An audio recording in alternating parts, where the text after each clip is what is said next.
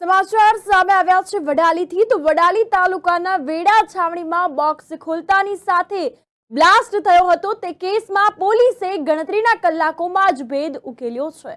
જી હા, વેડા છાવણીમાં બોક્સ ખોલતા બ્લાસ્ટ થતા બે વ્યક્તિઓના કમકમાટી ભર્યા મોત નીપજ્યા। તો આ અંતર્ગત બે વ્યક્તિ ગંભીર હાલતમાં સારવાર હેઠળ છે। ત્યારે સાબરકાંઠા પોલીસ તથા વડાલી પોલીસ દ્વારા રિક્ષા ચાલકને પકડી પાડવામાં આવ્યો હતો અને ચાલકને બોક્સ આપનાર એક્ટિવા ચાલકે બોક્સ વેડા છાવણીમાં રહેતા જીતુભાઈ વણઝારાને આપવા કહ્યું હતું।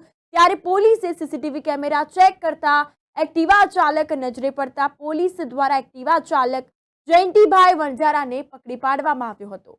પોલીસ દ્વારા કડક પૂછપરછ કરવામાં આવી છે અને તે ભાગી પડ્યો હતો। આ અંતર્ગત ગુનો કબૂલ કરી લીધો હતો કે મરનાર વ્યક્તિની પોતાની પત્ની સાથે પ્રેમ સંબંધ હતો। ત્યારે પત્નીના પ્રેમીનો કાંટો કાઢવા જેનેટિન રેડિયો જેવા લગતી વસ્તુમાં ફિટિંગ કરી વાયર બહાર કાઢી બોક્સમાં મૂકી વેડા છાવણીમાં બોક્સ મોકલ્યું હતું।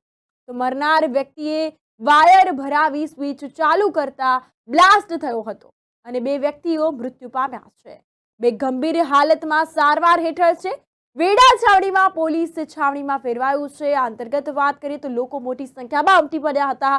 ધારાસભ્ય રમણલાલ વોરા પણ વેડા છાવણી પહોંચ્યા અને પોલીસ સાથે તથા વણઝારા સમાજના આગેવાનોને મંડ્યા હતા અને ઝડપી અને કડક કાર્યવાહી હાથ ધરવામાં આવશે તેવું આશ્વાસન આપવામાં આવ્યું હતું।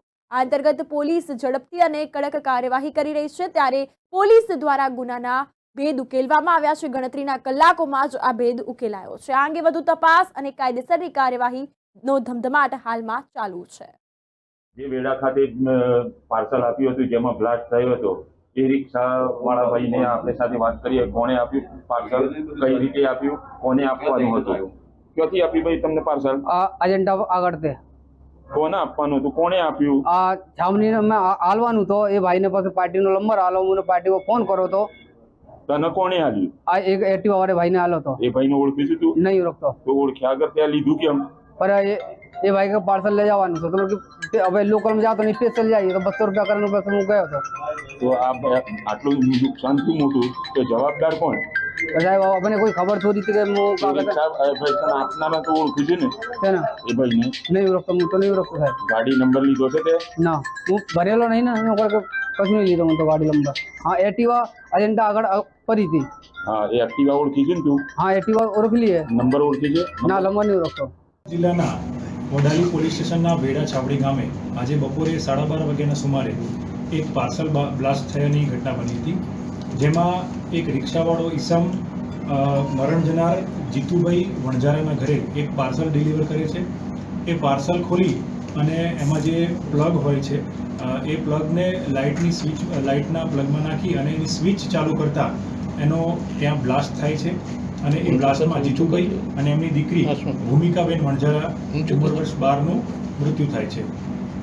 આ ઘટનાની જાણ થતાં અમે FSL તથા જે અમારી BDDS ટીમ છે એની સાથે ઘટના સ્થળે પહોંચી ગયા અને સમગ્ર જે ઘટના છે એની ઝીણવટપૂર્વક તપાસ કરતા હતા। ત્યારે પ્રાઇમરી FSL એવું કહ્યું કે જે બ્લાસ્ટ થયું છે એમાં એમોનિયમ નાઇટ્રેટની હાજરી છે, જીલેટિન સ્ટિકનો ઉપયોગ થયો છે। ત્યારબાદ અમારી લગભગ 4 જેટલી ટીમ બનાવી અલગ અલગ જે રિક્ષાવાળો આ પાર્સલ આપી ગયો હતો એના તે વડાલી પોલીસ સ્ટેશનની આસપાસના CCTV ફૂટેજ ચેક કરતા એને એક એક્ટિવાવાળો ઈસમ એને એ પાર્સલ આપતો દેખાય છે। એક્ટિવાને ટ્રેક કરતા એક્ટિવાનો માલિક જયંતિભાઈ બાલુસિંહ વણઝારા એ અમને મળી આવે છે। એની પૂછપરછ કરતાં એ પોતે ભાગી પડે છે અને સમગ્ર હકીકત જણાવે છે કે જયંતિભાઈ બાલુસિંહ વણઝારાની પત્ની એ અને મરણ જનાર જીતુભાઈ વણઝારા બંને એક જ ગામના હતા અને ઘણા સમયથી એકબીજાના પરિચયમાં હતા અને જે જયંતિભાઈને પસંદ નહોતું એટલે એને જીતુભાઈ વણઝારાને મારવા માટે જીલેટિન સ્ટિક જે સામાન્ય રીતે બ્લાસ્ટિંગ માટે વપરાય છે એનો ઉપયોગ કરી, ડિટેનેટરનો ઉપયોગ કરી અને એને રેડિયો જેવી ડિવાઇસમાં જેમાં ટેપ રેકોર્ડર જેવું બહારથી લાગે એની અંદર એને જીલેટિન સ્ટિક પ્લેસ કરી એની ઉપર ડિટોનેટર લગાવ્યું અને એના વાયર એને બહાર કાઢી અને એને એ રીતનું ડિવાઇસ બનાવ્યું કે બહારથી તમને જોઈને એવું લાગે કે આ કોઈ રેડિયો છે। એટલે આ રીતે સમગ્ર ઘટનાને અંજામ આપવામાં આવ્યો હતો. સર જિલેટીન ક્યાંથી લાવે કોઈ? જિલેટીન સામાન્ય રીતે લાયસન્સ એના હોલ્ડર હોય છે એને આપવામાં આવતું હોય છે. એનો ઉપયોગ બ્લાસ્ટિંગ માટે થતો હોય છે. અને આ જે છે એ કોઈ મારવાડી પાસેથી, રાજસ્થાનના મારવાડી પાસેથી જિલેટીન લાવેલું પ્રાથમિક તપાસમાં જણાવે છે. આગળ એની તપાસ ચાલુ છે. સાહેબ, જે આરોપી છે, આરોપીને આ પ્રકારનો બ્લાસ્ટ બનાવવાનું ક્યાંથી શીખ્યો હોય અથવા કઈ રીતે એને ત્યાં ઉપર હતું?